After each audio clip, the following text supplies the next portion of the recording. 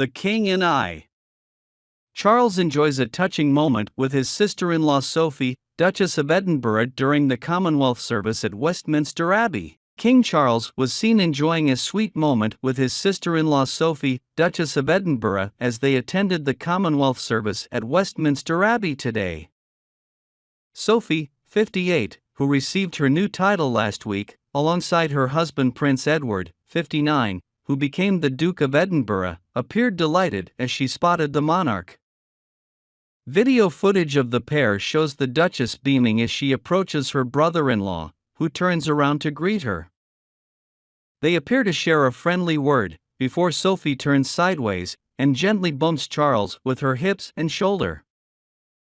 After making the affectionate gesture, Sophie then moves away, smiling and looking slightly sheepish.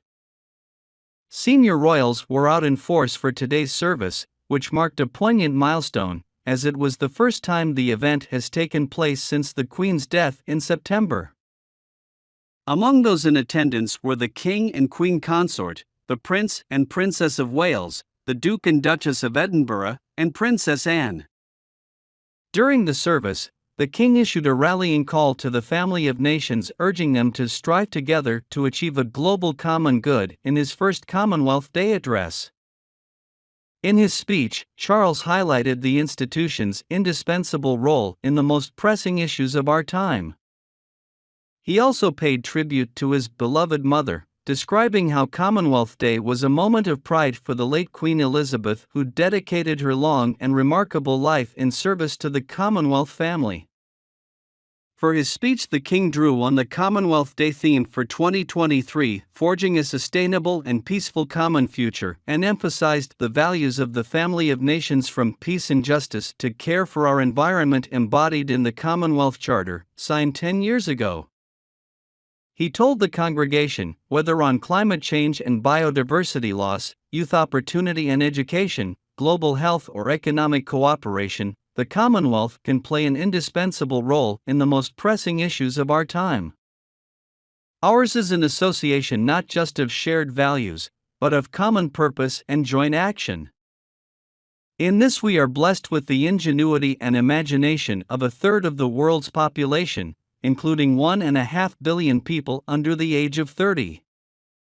Our shared humanity contains an immensely precious diversity of thought, culture, tradition, and experience. By listening to each other, we will find so many of the solutions that we seek. The King, who is head of the Commonwealth, delivered his address in person from the Abbey's great pulpit in a move that was a departure from previous messages from the Queen, who sometimes pre-recorded her speech. He concluded his message by saying, "The myriad connections between our nations have sustained and enriched us for more than 7 decades. Our commitment to peace, progress, and opportunity will sustain us for many more. Let ours be a commonwealth that not only stands together, but strives together, in restless and practical pursuit of the global common good." Sophie and her husband Prince Edward's appearance today marked their first outing alongside other members of the firm since they were given their new titles.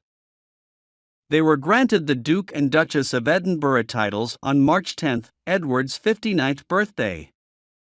Sophie's previous rank as Countess of Wessex meant she was of an equal rank with her husband Prince Edward, the Earl of Wessex. This raise in royal status for Sophie, 58, is a touching tribute to the late Queen's daughter-in-law, who lovingly called her Mama. Married to Prince Edward for 24 years, she is well known for her down-to-earth nature and was viewed by the late Queen as the firm's safest pair of hands. Meanwhile, friends of Sophie have claimed she is relieved that her move up the royal ranks means she no longer needs to curtsy to Meghan Markle. Sophie had previously been duty-bound to defer to Prince Harry's wife, who, as a duchess, was of a higher rank. Relations between the royal wives were said to have become strained when the Duchess of Sussex reportedly turned down the chance to have Sophie mentor her on life as a royal. A friend of the couple said, "Sophie is relieved. She no longer has to curtsy to someone in the family who has not only left royal duties but has spent the past 3 years criticizing the institution that Sophie works so hard to support.